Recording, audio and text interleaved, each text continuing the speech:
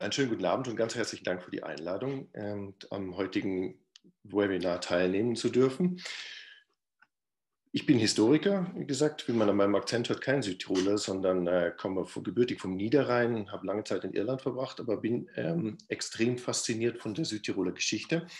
Und weil das Besondere und das Schicksalhafte an dieser Südtiroler Geschichte ist die geopolitische Lage des Landes mitten in Europa.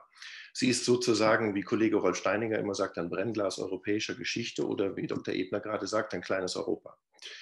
Daher ist Südtirol immer auch ein Spielball europäischer Politik gewesen und spiegelt immer europäische Entwicklungen wider, in der Vergangenheit wie in der Gegenwart. Und darum geht es mir heute. Ich würde Sie also in der nächsten halben Stunde einladen zu einem Ausflug ins historische Tirol an den Anfang des 20. Jahrhunderts, um danach und im Gespräch überzuleiten auf heutige Entwicklungen. Denn für mich ganz erstaunlich ist die historische Betrachtung oder das historische Tirol, die Entwicklung des historischen Tirols hin zu 1918 und danach, weist erstaunlich viele Erklärungsansätze für die heutige Situation auf. Und dazu würde ich Sie einladen, vielleicht während ich referiere, zu überlegen, wie das, was ich sage, auf heute angewandt werden kann. Ich werde also jetzt zu Anfang ein akademisches Paper zur Teilung Tirols präsentieren, versuche die Strömungen zu analysieren, die zur Teilung Tirols führten und gehe dann auf die Folgen für die Alpenregion, vor allen Dingen auf Südtirol ein. Und nach meinem Vortrag würde ich dann dazu einladen, die Idee Südtirols als Fokus europäischer Entwicklung auf die Nachkriegszeit und bis heute anzuwenden. Schauen wir mal, wie ich dass ich jetzt hier mal etwas weiterkomme. Ja, da ist es. Ich werde mich auf vier Punkte fokussieren: auf Italiens Geburt zwischen Vision und Opportunismus, auf Südtirols geostrategische Bedeutung für Italien, auf die eigentliche Annexion, den eigentlichen Annexionszeitraum 1918 bis 1922 und dann die Italienisierung Südtirols in den 20er und 30er Jahren und der zivile Widerstand dazu. Ich habe ungefähr 12 Bilder vorbereitet, die das ganze vielleicht etwas trockene Thema manchmal ein bisschen bunter machen. Die Südtirol-Frage ist Teil der Staatsbildung Italiens, sozusagen dessen vorläufiger Schlusspunkt in Zentraleuropa. Die Schritte hin zur Staatenwendung Italiens sind durch den Risorgimento-Nationalismus, aber auch durch politischen Opportunismus und dem Streben nach Großmachtstatus gekennzeichnet, welches auch nicht vor der Annexion ganzer Landstriche wie Südtirol zurückschreckte. Die Annexion 1918 geht zurück auf den Abschluss des sogenannten Londoner Geheimvertrags von 1915, als Italien sich in Verhandlungen mit den Westalliierten mitten im Ersten Weltkrieg den Zugriff auf das bis dahin österreichische Tirol und Welsch-Tirol, das heutige Südtirol und Trentino, sicherte.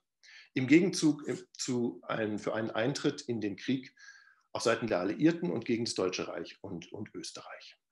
Dieser Vertrag war keine Novität, sondern stand in einer gewissen Kontinuität Italiens auf dem Weg zum Nationalstaat 1861 und darüber hinaus. So hatte die italienische Regierung bereits 1866 ein Militärbündnis mit Preußen geschlossen und schloss sich daraufhin auch der preußischen Kriegserklärung an Österreich an. Österreich wurde als Hindernis sowohl für die deutsche als auch die italienische nationale Einigung angesehen.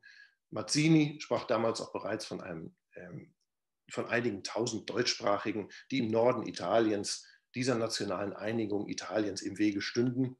Der Fokus auf Südtirol war sozusagen 1866 schon geboren. Und nach der Niederlage Österreichs bei Königgrätz gelang es Italien schließlich sowohl die Lombardei als auch Venedig zu gewinnen, also praktisch durch Verhandlungen. Während der Gewinn dieser Gebiete mit ihrer italienischsprachigen Bevölkerung noch relativ klar der Phase des italienischen Risorgimento zugerechnet werden kann. Risorgimento ist die Bemühung um die Kongruenz von sprachlich nationaler und staatlicher Einheit. Das ist sozusagen die klassische Definition der Nationen- und Staatsbildung im 19. Jahrhundert. So geht die Annexion Südtirols 1918 ganz klar darüber hinaus, da hier ein ganz eindeutig deutschsprachiges und kulturell österreichisch geprägtes Gebiet mit seinen Menschen dem italienischen Staat einverleibt und mit Billigung der Kriegsalliierten Italien angeschlossen wurde. Dabei mischt sich dieser klassische Risorgimento Nationalismus, also der staatsbildende Nationalismus, mit dem Opportunismus einer nach Großmachtstatus strebenden Nation und mit vor allen Dingen, und das vielleicht in diesem Kontext ganz wichtig, mit handfesten wirtschaftlichen Überlegungen. Denn zum angestrebten Großmachtstatus gehörten zum Ende des 19. Jahrhunderts sowohl der Besitz von Kolonien und vor allen Dingen ganz wichtig in diesem Kontext eine starke Wirtschaft. Diese konnte im rohstoffarmen Italien nur wachsen, wenn man zumindest die Energiegewinnung in den Griff bekam. Und da boten sich natürlich die alpinen Quellflüsse Südtirols an. Ich habe dazu mal ein Bild vorbereitet.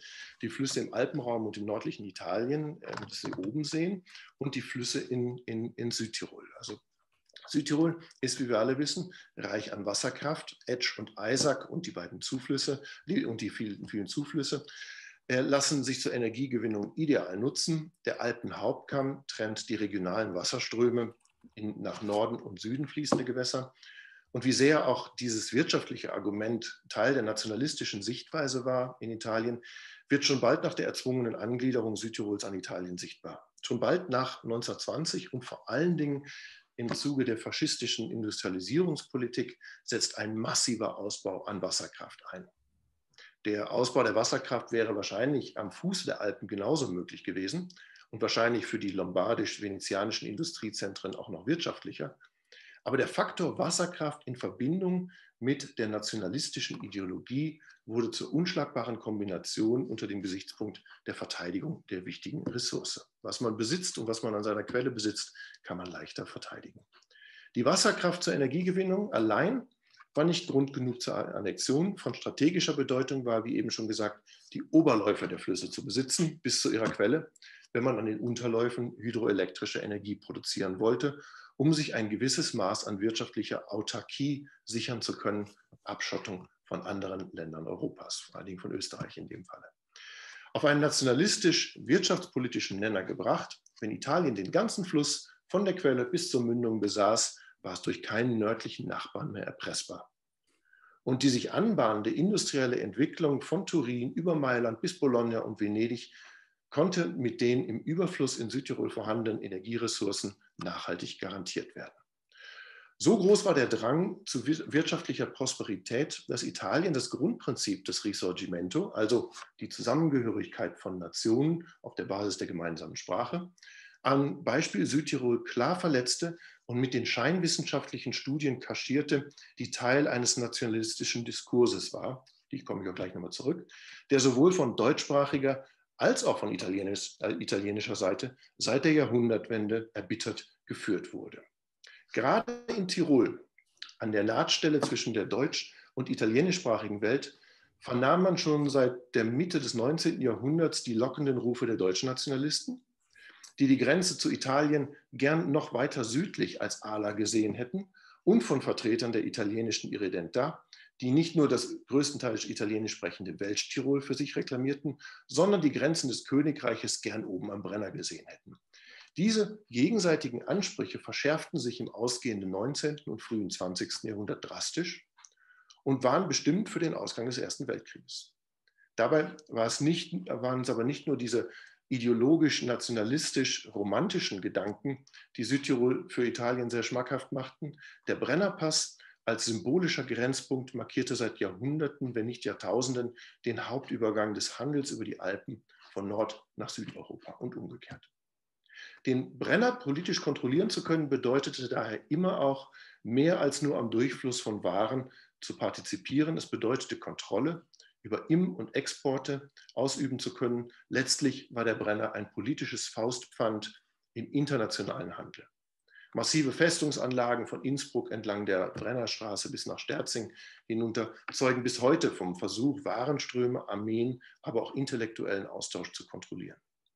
Die Alpenregion war daher niemals ein politikfreier Raum gewesen und insbesondere die Schnittstelle zwischen zwei großen Kulturräumen, dem nordisch-germanischen und dem südlich-romanischen, war prädestiniert für das Aufeinandertreffen kultureller, aber auch politischer Unterschiede zwischen dem Süden und dem Norden Tirols, den Städten und den eher ländlich geprägten Gebieten des Landes. Wir sehen hier eine Karte des Tiroler Volksbunds. Ich komme darauf in einer Sekunde nochmal zurück. Gehen wir auf den Kriegsausbruch 1914 ein. Zum Kriegsausbruch 1914 schlug der nationale Fanatismus auf beiden Seiten, im Norden und im Süden, höchste Wellen und eben auch in Tirol. In Südtirol war dieser natürlich eher pro-deutsch. Als Kriegsziele der Deutschtiroler wurde nun der Südabhang der Alpen am Rande der Po-Ebene und die Eindeutschung der betreffenden Gebiete genannt. Sogar die teilweise Umsiedlung von italienischen Trentinern aus diesem Gebiet wurde von deutsch-nationaler Seite gefordert. Der Tiroler Volksbund, und jetzt komme ich auf diese Postkarte, diese Propagandapostkarte zurück, veröffentlichte 1915 diese Postkarte, die bereits im Jahr 1905 schon einmal publiziert worden war und in der italienischen Irredentà buchstäblich ein Fußtritt verabreicht wird. Wir sehen hier den Tiroler Volksbund und die Irredentà, die zerlumpt über den Gartensee, also den Gardasee, in den Südwesten getreten wird. Dazu den markigen Spruch, die deutsche Grenze treu gewahrt, das ist der Deutsch-Tiroler Art. Und wir sehen vor allen Dingen die Eindeutschung vieler heute italienisch und damals auch schon italienisch sprechender Gebiete bis hin zur Berner Klause ganz im Süden. Bern war das deutsche Wort für Verona. Also eine sehr aggressive Darstellung der nationalistischen Ziele der Deutsch-Tiroler. Solch aggressiv dargestellter Deutschnationalismus hatte natürlich eine Verhärtung der italienischen Position bei den Verhandlungen mit Österreich um die Gebiete an der Grenze zu Norditalien zur Folge. Gerüchte über Gebietsabtretungen im Kriegsverlauf und besonders nach dem italienischen Übertritt auf die Seite der Alliierten führten zu teils hysterischen Reaktionen in Deutsch-Tirol, wie dem Sterzinger Volkstag vom Mai 1918, auf dem der Tiroler Volksbund seine Forderungen zur Eindeutschung des Trentino lautstark wiederholte und mit einer radikalen Ablehnung jedweder Trentiner Autonomie verknüpfte. Auf der anderen Seite war der deutsche Nationalismus Wasser auf die Mühlen imperialistisch denkender italienischer Nationalisten, die aufgrund des Kriegsverlaufes nun berechtigte Hoffnungen auf einen künftigen Großmachtstatus Italiens hegen konnten. Vordenker dieser imperialistischen Sichtweise, ich hatte ihn gerade schon erwähnt, war Giuseppe Mazzini, der schon 1866 behauptet hatte, dass nur 20% der Bewohner Tirols südlich des Brenner überhaupt deutscher Herkunft seien und diese daher leicht zu italienisieren seien. Darüber hinaus hatte er erklärt, dass das Trentino hinauf bis nach Bruneck und bis zum Alpenhauptgang zu Italien gehöre, sowie, interessanterweise 1866 schon, alle Gewässer, die sich in die Etsch, die Adda, den Po und den Golf von Venedig ergießen. Damit war die Tendenz von Mazzinis emanzipatorischem Risorgimento von 1866 zum Imperialismus eines Francesco Crispi im Ersten Weltkrieg in der italienischen Politik vorgezeichnet. Und wir sehen hier die Darstellung von De Agostini, die bereits von 1901 stammt. Ich benutze sie immer, weil sie so wunderbar so visionell so sehr, sehr interessant ist. Wir sehen Italien im Süden, sozusagen die rote Macht, die sich immer weiter in die Alpentäler Richtung Norden ergießt. Und mit ein klein bisschen Fantasie sehen wir die deutsch sprechenden österreichischen Alpentäler, vor allem das Pustertal und den Vinschgau sowie die Bozner Region, als den österreichischen Adler, der praktisch die Flügel hängen lässt und vertrocknet in diesen letzten deutschsprachigen Tälern oben im Norden Italiens, was Italien werden würde, verkümmert. Sozusagen. Also mit einem kleinen bisschen Fantasie kann man diese rote, pulsierende Kraft, die von Süden nach Norden strömt, und den Adler Tirols sehen, der dahin darbt und stirbt. In dieser Ära, in der europaweit die Nation zum höchsten Gut erhoben wird und in der der Nationalismus zu einer breiten Gesellschaftsbewegung wird, verschwinden dann natürlich die politische Vernunft und die Strategie, auch in Italien allmählich. Also in der nationalistisch aufgeheizten Atmosphäre der Vorkriegszeit vermischen sich Nationalismus, Imperialismus und Irredentismus zu einer Melange, zu einer Mischung, die insbesondere für Südtirol weitreichende Folgen haben sollte. Denn die Grenzziehung von 1919 spiegelt letztendlich sowohl Mazzinis Forderung von 1866 als eben auch Crispis Träume von einer Großmacht wider. Starken Einfluss auf die Ausbildung dieses italienischen Chauvinismus der Vorkriegszeit hatte Ettore Tolomei. Er steht im Zentrum der vom Primat der Außenpolitik bestimmten Irredentà Norditaliens, die die Ausdehnung Italiens bis zur Brennerlinie fordert. Als ideologische Begründung musste für ihn die sogenannte Naturgrenztheorie herhalten, nachdem nicht mehr die ethnisch, also die sprachlich-kulturellen Grenzen, sondern die politischen Grenzen der Staaten markieren sollten, sondern natürliche Grenzen wie der Hauptkamm der Alpen. Seit den 1890er Jahren hatte Ptolemä an einem expansionistischen Nationalismusprogramm gearbeitet, welches, ich zitiere, den Kamm der Zentralalpen mit Brenner und Reschen als natürliche, historisch legitime und strategisch unerlässliche Nordgrenze Italiens bezeichnete.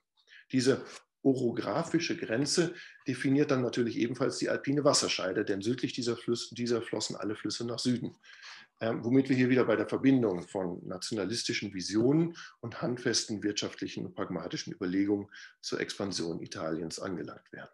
Zwar wurde diese geografische Legitimierung des Anspruchs auf den Brenner schon seinerzeit in wissenschaftlichen Kreisen heftig disputiert und für nicht haltbar erklärt, doch ergab die Verquickung von geografischen Erkenntnissen und politischem Sendungsbewusstsein eben genau jenen ideologischen Cocktail, der so gut in die Zeit des übersteigerten Nationalismus im Europa der Jahrhundertwende passte und wurde deshalb willig rezipiert. Die Realisierung des geopolitischen Ziels der Etablierung der Grenze Italiens am Brenner war eines der beiden Lebensziele Ptolemäus. Das zweite, die Italianisierung der Menschen, die zwischen dieser Naturgrenze und dem Königreich Italien lebten. Dies betraf hauptsächlich die Deutschstämmigen in Südtirol und zu einem geringeren Maße in Trentino. Die Italianisierung Südtirols versuchte er wissenschaftlich zu untermauern und gründete deshalb 1905 eine Zeitschrift, Archivio per l'Alto Adige, in der er entgegen dem eindeutigen historischen Befund die Italianität Südtirols zu belegen versuchte. Ptolemä bot der allgemeinen öffentlichen Meinung Italiens zum Beweis der Italianität Südtirols einen selbstproduzierten Katalog mit italienischen Feld-, Wald-, Berg- und Ortsnamen an. Diese waren mehr oder weniger treffende Übersetzungen der deutschen Bezeichnungen ins Italienische, wobei die italienische Version mitunter recht wenig mit den deutschen Ortsnamen zu tun hatte. Prato Isarco für Blumau, Villa für Nordheim, Colle Isarco für Gossensatz und so weiter. Bozen-Bolzano ist dann noch relativ stringent. Ptolemä ging es aber auch hier nicht um Wissenschaftlichkeit, das heißt eine geografisch getreue Übersetzung, sondern um eine linguistische Inbesitznahme eines Landesteils, den er für Italien zugehörig hielt. Und diese Motivation scheint etwa bei der Umtaufung eines Berggipfels am Alpenhauptkamm, dem Glocken-K-Kopf, in Vetta d'Italia, also den Scheitel Italiens durch. Und seine guten Kontakte zu italienischen Politikern halfen Ptolemä, die Italianisierung Südtirols voranzutreiben und in den Köpfen derer, die zur italienischen Friedensdelegation von 1918 und 1919 gehörten, festzusetzen. Die von ihm vorgelegten Karten mit den falschen Namen haben eindeutig dazu beigetragen, auch den nicht eben in europäischer Geografie und Geschichte bewanderten Präsidenten Wilson von der Berechtigung der italienischen Grenzforderungen zu überzeugen. Und letztlich war es eben diese mehr oder weniger zufallsbedingte Präsenz der italienischen Delegation mit ihren italianisierten Landkarten Tirols bei gleichzeitiger Abwesenheit deutscher und österreichischer Repräsentanten bei den Friedenskonferenzen von Versailles und Saint-Germain im November 1918, die Italien den Zuschlag für den Besitz Südtirol gaben. Nach 1918 strebte Rom eine möglichst enge Anbindung Südtirols an das italienische Kernland an. Dies war nur dann möglich, wenn das bis dahin eher landwirtschaftlich dominierte Südtirol auch wirtschaftlich eng an Italien angebunden werden konnte. Die faschistische Italianisierungspolitik der 20er und 30er Jahre verfolgte denn auch genau dieses Ziel und siedelte energieintensive Industrien wie die Aluminiumproduktion in Bozen an. Hand in Hand ging damit die Ansiedlung italienischer Arbeiter, die wiederum sowohl wirtschaftlich, aber auch nationalpolitisch begründet wurde. Unter Mussolini ab Oktober 1922 wurde dann der Nationalismus in Italien zur forcierten Integrationsideologie. Das heißt, Mussolini strebte mit der geografischen Einigung des Landes durch die Einverleibung Südtirols, Triests und des Aostatals auch die Schaffung eines italienischen Volkskörpers an, in dem ethnische und sprachliche Unterschiede nivelliert werden sollten. Dies natürlich zu Lasten der ethnischen und sprachlichen Minderheiten, von welchen die Assimilation ins Italienische erwartet wurde.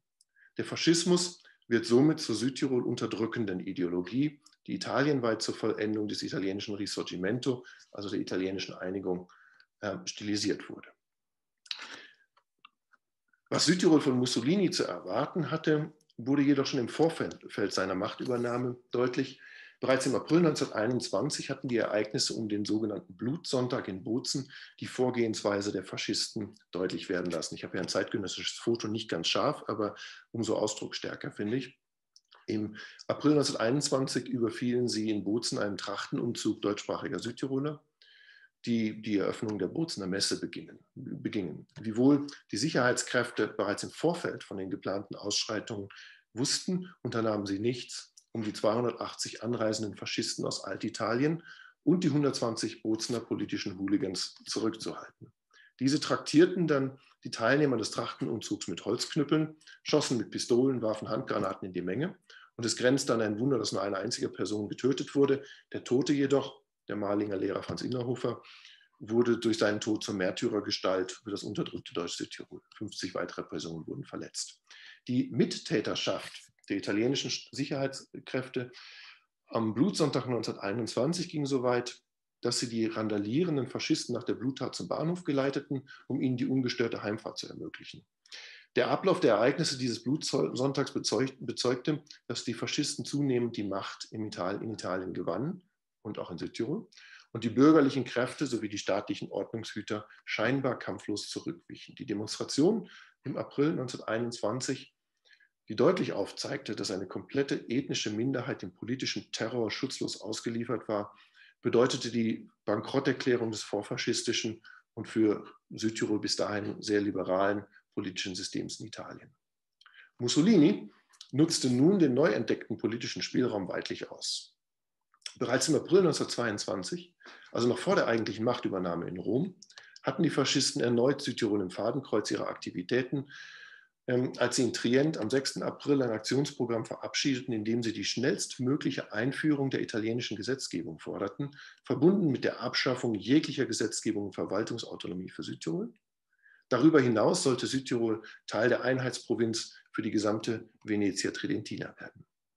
Am wichtigsten aber war die angestrebte Abschaffung der deutschen Sprache im öffentlichen Leben durch die Einführung des Italienischen in allen Ämtern, im Pflichtfach in allen deutschsprachigen Schulen, sowie die Drohung, Südtiroler zum Militärdienst einzuziehen und in altitalienischen Provinzen auszubilden.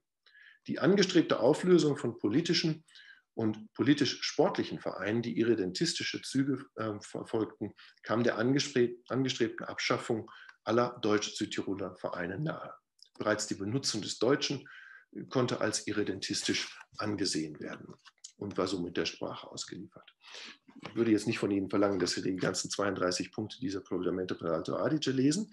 Ich werde sie ganz kurz zusammenfassen. Nach Mussolinis Machtübernahme fand diese Politik ihre konsequente Realisierung in der Ernennung Ettore Tolomeis, über den wir gerade schon sprachen, zum Senator und in der darauf folgenden Verkündung und Implementierung seiner 32 Provvedimento per Alto Adige im Juli des Jahres. Die durch diese Provvedimenti angestrebte Denationalisierung, also die Aufgabe der deutschen Sprache und der Tiroler Tradition, der Deutsch-Südtiroler und die erwünschte Renationalisierung im Sinne Italiens, erstreckte sich von der regional-administrativen Ebene, die Fusion mit Trient, Verlust der Landeshauptstadt, Presseverbot der deutschen Presse, der Buchverlage, ausschließlich italienischer Schulunterricht zur lokalen Ebene, die Umbenennung deutscher Dörfer und Straßen, die hatte Tolomei ja schon vorbereitet, die Einsetzung von Podesta, also von Bürgermeistern, von faschistischen Bürgermeistern, Verbot des deutschen Alpinvereins und so weiter, bis hin zum familiären Bereich die Umbenennung und Italianisierung von Vor- und Hausnamen und zur individuellen Ebene der Ausmerzung von deutschsprachigen Spuren in Haushalten und der Verbot des Deutschen per se. Vor allem aber die hermetische Abschottung vom alten Heimatland Österreich auf kultureller und wirtschaftlicher Ebene wurde als traumatische Erfahrung empfunden, die für lange Zeit das Verhältnis zwischen Südtirol und Rom negativ prägen sollten. Diese 32 Provvedimenti, also diese 32 Richtlinien, in aller Konsequenz ausgeführt, wären das Todesurteil einer andersartigen kollektiven Gemeinschaft wie der Deutschen in Südtirol gewesen und hätten jegliches Gemeinschaftsgefühl nachhaltig zerstört. Es ist dem, wenn auch bescheidenen Widerstand der Südtiroler, der tiefen Verwurzelung in Tradition und Sprache, insbesondere der ländlichen und damit weit genug entfernt von administrativen Zentren lebenden Bevölkerung, aber auch der nur relativ kurzen Zeitspanne, die Mussolinis Administration zur ungestörten Durchsetzung dieser Provvedimenti zur Verfügung hatte, zu verdanken, dass die österreichischen Traditionen und die deutsche Sprache der Südtiroler nicht verloren gingen.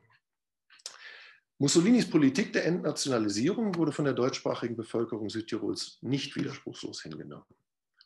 Auch wenn es keinen organisierten militanten Widerstand im traditionellen Sinne gab, so muss man doch die Installation der sogenannten Katakombenschulen als Symbol des aktiven zivilen Widerstandes werten. Kanonikus Gamper, von dem ich ein Bild habe, Redakteur des Volksboten und Spiritus Rector der Südtiroler zu jener Zeit, rief die Bevölkerung bis zur Wiedererlangung der deutschen Schule zur Schaffung von geheimen Hausschulen auf. Diese sogenannten Katakombenschulen wurden von Priestern und schulentlassenen Lehrern organisiert und geleitet.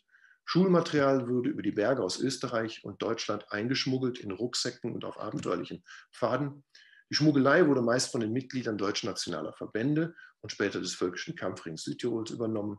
Daher erklärt sich dann neben der katholisch-konservativen auch die später nationalistisch-völkische Ausrichtung des Unterrichts in den Katakombenschulen. In den Katakombenschulen versuchte das Lehrpersonal die faschistische Entnationalisierungspolitik zu konterkarieren und die deutsche Sprache sowie deutsches Kulturgut am Leben zu halten. Dies konnte natürlich nur bedingt gelingen, da der Unterricht mit primitivsten Mitteln, ständig im Verborgenen und nur mit häufig wechselndem Lehrpersonal durchzuführen war, weil die faschistische Regierung sehr bald auf die Existenz der Geheimschulen aufmerksam wurde, Lehrer reihenweise verhaftete und des Landes verbannte. Naturgemäß weniger erfolgreich in ihrer Ablehnung der zwanghaften Italianisierung waren die deutschsprachigen Südtiroler in dem von Mussolini angesetzten Kampf um die kulturellen Relikte des Deutschtums in Südtirol, die Denkmäler.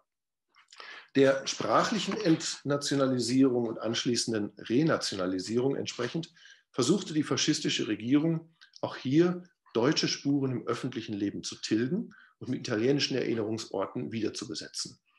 In Bozen kamen für Deutsch-Südtirol wichtige Denkmäler wie das Walter-Denkmal, das wir oben zentral auf diesem Dia sehen, und der Laurinbrunnen oben links in den Fokus der italienischen Nationalisten, denn diese kulturellen Artefakte waren aufs engste mit der deutschen Identität Südtirols verbunden.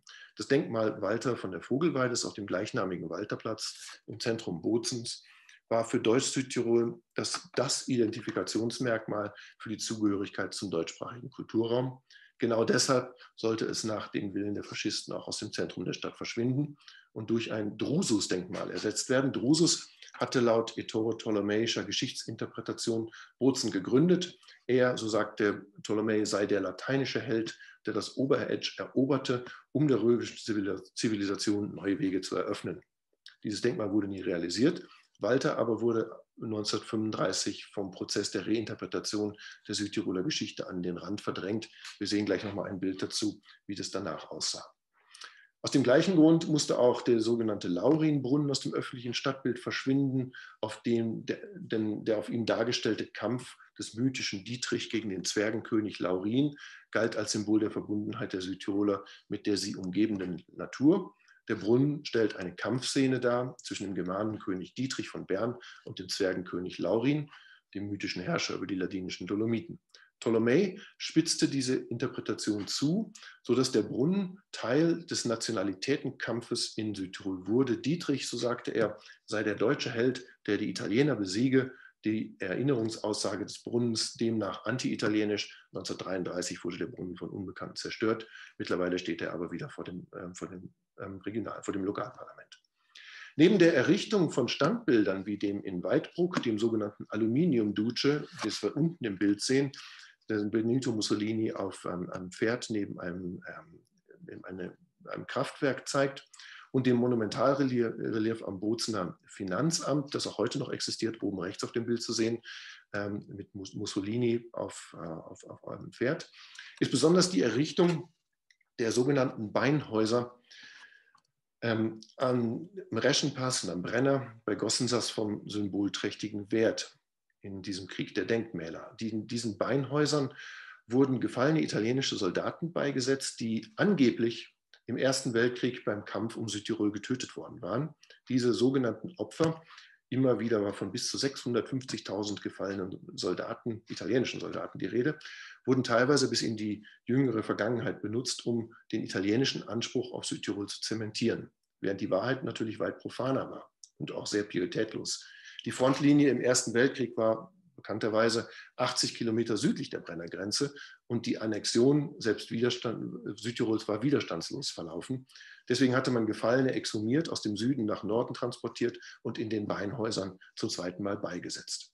Die Gebeine der Gefallenen wurden also für den nationalistischen Anspruch instrumentalisiert. Die kulturelle Hegemonialisierung im Denkmalskrieg wäre nicht konsequent, hätten die faschistischen Machthaber es bei der Zerstörung deutsch-Südtiroler Monumente belassen. Ihr Ziel war die Renationalisierung der Südtiroler, daher mussten auch die geräumten Plätze mit neuem Gedächtnisinhalt gefüllt werden. Kein Platz in Südtirol ist oder symbolisiert diesen Prozess besser als der Platz jenseits der Taifa, wo sich bis zum Kriegsende 1918 die Fundamente für ein zu errichtendes Kaiserjägerdenkmal befanden, die restlos abgetragen wurden und einem Kolossalbau in Form eines antiken Triumphbogens Platz machten, der bis 1928 erbaut wurde. Man sieht hier oben links das sogenannte Siegesdenkmal. Abgesehen von der Monstrosität der Architektur ist es insbesondere der Symbolgehalt des Denkmals, aber vor allem seine unverkleidet aggressiv nationalistische Inschrift an der zur Taifa zugewandten Seite, die Südtirol seit 1928 an die Versuche der Renationalisierung erinnert. Und da steht hic patria finis, siste signa hinc ceteris excoluimus lingua legibus artibus in meiner Übersetzung. Hier sind die Grenzen des Vaterlandes, lasst uns die Feldzeichen setzen. Von hier aus brachten wir diesen dort, die Sprache, die Gesetze und die Künste. Diese dort sind die deutschsprachigen Südtiroler. Es ist also nicht nur dieser chauvinistische Kontext der Inschrift, der bemerkenswert ist, sondern auch ihre geografische Ausrichtung am Denkmal selbst. Sie weist zur Taifa und zum Bozener Museum und zur traditionellen Bozener Altstadt hinüber.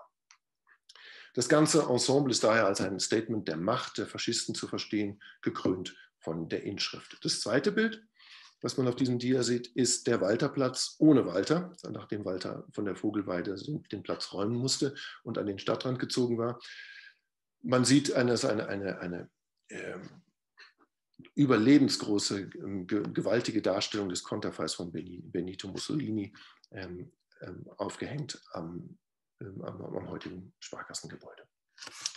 Diese symbolträchtigen Maßnahmen wurden von handfesten wirtschaftlichen Aktionen flankiert, zu denen die Benachteiligung der Südtiroler beim Grundbesitz, bei der Kreditbewilligung, aber auch ab 1935 die Etablierung einer gewaltigen Industriezone im agrarisch geprägten Bozener Süden gehörten.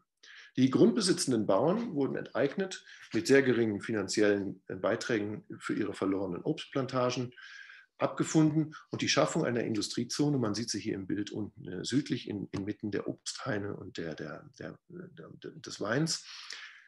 Diese Schaffung dieser Industriezone hatte zwei Ziele. Erstens die nachhaltige Veränderung der Landschaft durch die erzwungene Industrialisierung des landwirtschaftlich geprägten Tals und zweitens die Ansiedlung von Tausenden von Arbeitern in den neuen Industriegebieten. Und diese Arbeiter waren nicht etwa Südtirol-deutschsprachige Menschen, sondern sie wurden aus dem italienischen Mutterland umgesiedelt und nach Norden gebracht. Die Tatsache, dass die Ansiedlung arbeitsintensiver Industrien und der Aluminiumschmelze wirtschaftlich überhaupt keinen Sinn machten, denn für die Aluminiumherstellung notwendigen Rohstoffe waren nicht in der näheren Umgebung zu finden und die Absatzmärkte für die Endprodukte ebenfalls zu weit entfernt. Dies alles wurde billig in Kauf genommen, diente sie doch der Ansiedlung einer italienischen Arbeiterschaft in Bozen und somit der Unterwanderung der traditionellen Bevölkerungsstrukturen. Standortnachteile wurden durch großzügige Subventionen wie Transportkosten wieder ausgeglichen, um eine gewisse wirtschaftliche Attraktivität für den Industriestandort Bozen zu geschaffen. Entsprechend wurde im April 1936 für alle längeren Transporte von Gütern nach oder von der Bozener Industriezone auf den Staatsbahnen eine Tarifbefreiung von 130 Kilometern verordnet, sodass diese nicht mehr kosteten als von und zu den Betrieben in der Lombardei und des Veneto. Die neu angeworbenen Arbeiter wurden hernach in besonderen Siedlungen, den sogenannten Semi-Rurali, halbländlichen und familienorientierten Wohneinheit nahe der Industriezone im Quirainer Viertel angesiedelt. Man sieht die Bauten, die Neubauten auf den Bildern oben rechts und links.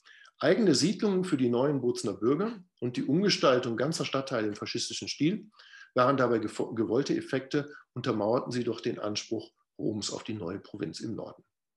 Ebenfalls wirtschaftlicher Natur und ganz im ptolemäischen Sinne der Entnationalisierung der Südtiroler waren die Abschaffung der deutschen Raiffeisenkassen 1935 bei gleichzeitiger Schaffung italienischer Banken und Sparkassen für Südtirol.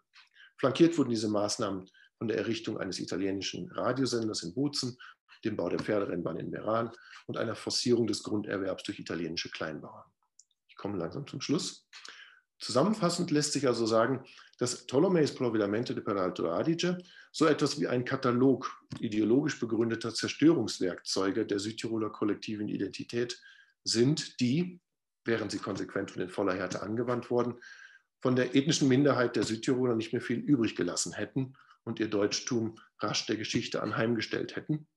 Ettore Tolomei, gelegentlich auch als der Totengräber Südtirols bezeichnet, ist dabei ebenso ein Produkt eines entfesselten Nationalismus, der sich bereits weit von den befreienden Ideen und Ideologien des Risorgimentos des 19. Jahrhunderts entfernt hatte und erst seine ganze zerstörende Wirkung in den 30er Jahren des 20. Jahrhunderts entfalten sollte. Südtirol blieb in all diesen Szenarien immer inmitten des globalen Geschehens, um auf Steininger zurückzukommen, ein Brennglas europäischer Geschichte. Südtirol verbleibt also Spielball der politischen Großwetterlage in Europa von der Mitte des 19. Jahrhunderts bis mehr oder weniger heute. Was für die tragische Zeit des Nationalismus gilt, der mit dem Ende des Zweiten Weltkrieges sein vorläufiges Ende in Europa gefunden hatte. Herr Ebner erwähnte gerade schon bedauerlicherweise den bedauerlichen Brexit, der als so praktisch fast eine Wiedergeburt des Nationalismus in Westeuropa anzusehen ist. Also was für diese tragische Zeit des Nationalismus gilt, ist ebenso relevant für die Zeit danach, nach dem Zweiten Weltkrieg. Die Zeit nach dem Zweiten Weltkrieg sieht die Ausbildung eines Friedensobjektes, die Europäische Wirtschaftsgemeinschaft, später die Europäische Union, und die Befriedung regionaler Konfliktherde in Europa durch Internationalisierung, durch die Durchlässigkeit nationaler Grenzen und die geteilte Prosperität von Regionen. All dies hat auch durchschlagende Wirkung auf Südtirol, diesmal allerdings dann im positiven Sinne. Die Wende zur erfolgreichen Provinz innerhalb einer prosperierenden Region, als die wir Südtirol heute wahrnehmen, erfolgte dann schließlich erst ab den späten 60er Jahren, als die Südtirol-Frage im internationalen Kontext eine angemessene Antwort erhielt. Ein Aspekt, auf den wir hoffentlich, denke ich mir, im Folgenden noch eingehen werden. Ich hatte Sie ja am Anfang gewarnt, dass ich Sie einladen würde, einige der Schlussfolgerungen meines historischen Papers auf die Gegenwart anzuwenden. Ganz herzlichen Dank für Ihre Aufmerksamkeit. Ich würde mich freuen, wenn auf die eine oder andere Frage käme.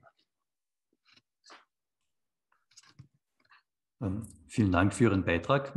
Ich hätte vielleicht zwei Fragen gleich zu Beginn. Sie haben angedeutet, dass die Aluminiumindustrie jetzt nicht ganz rational angesiedelt wurde, ja, weil es weder Rohstoffe noch Absatzmärkte dafür gab.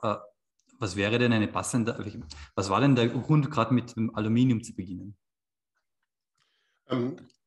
Es gibt weder Rohstoffe für Aluminium hier in Südtirol noch Absatzmärkte, aber es gibt eines im Überfluss und das ist die Energie. Mhm. Die Herstellung von Aluminium ist extrem energieintensiv und dafür bot sich natürlich Südtirol an mit der Nähe der Wasserkraft. Okay. Vielen Dank. Südtirol ist heute also zusammen mit dem Trentino eine autonome Provinz Italiens. Könnten Sie etwas auf den Weg zur Autonomie eingehen? Mhm. Dazu sollte man vielleicht einen Paradigmenwechsel einführen. Ich habe die ganze Zeit über Nationalismus gesprochen und über Risorgimento-Nationalismus, dann über expansiven Nationalismus, der praktisch so seine Erfüllung und sein Ende mit dem Ende des Zweiten Weltkrieges in Europa sieht. Das Friedensprojekt Europäische Union, was danach kommt, ist läutet diesen Paradigmenwechsel ein, denn die Europäische Union, die Europäische Wirtschaftsgemeinschaft, später die Europäische Union, bietet Regionen wie Südtirol eine neue Offerte. Es ist nicht mehr notwendig, um praktisch die Bevölkerung, die Struktur, die Tradition einer Minderheitenregion zu erhalten. Es ist nicht mehr notwendigerweise nötig, sich vom Kernland zu separieren, also unabhängig zu erklären, und auch nicht mehr unbedingt nötig, sich mit Österreich wieder zu vereinigen, sondern es gibt die Möglichkeit, innerhalb der EU sich regional zu entfalten, dabei nominell im italienischen, in diesem Fall im italienischen Staatsgebiet zu verbleiben, gleichzeitig aber eine weitgehende Autonomie vom italienischen Staatsgebiet zu erreichen. Und dafür ist ja Südtirol eines der absolut leuchtenden Beispiele mit den Island Islands in Skandinavien, dass dieses funktioniert, dass man eine weitreichende Autonomie erreichen kann, eine weitreichende legislative, aber auch kulturelle, sprachliche, wirtschaftliche Autonomie vom Kernland erreichen kann.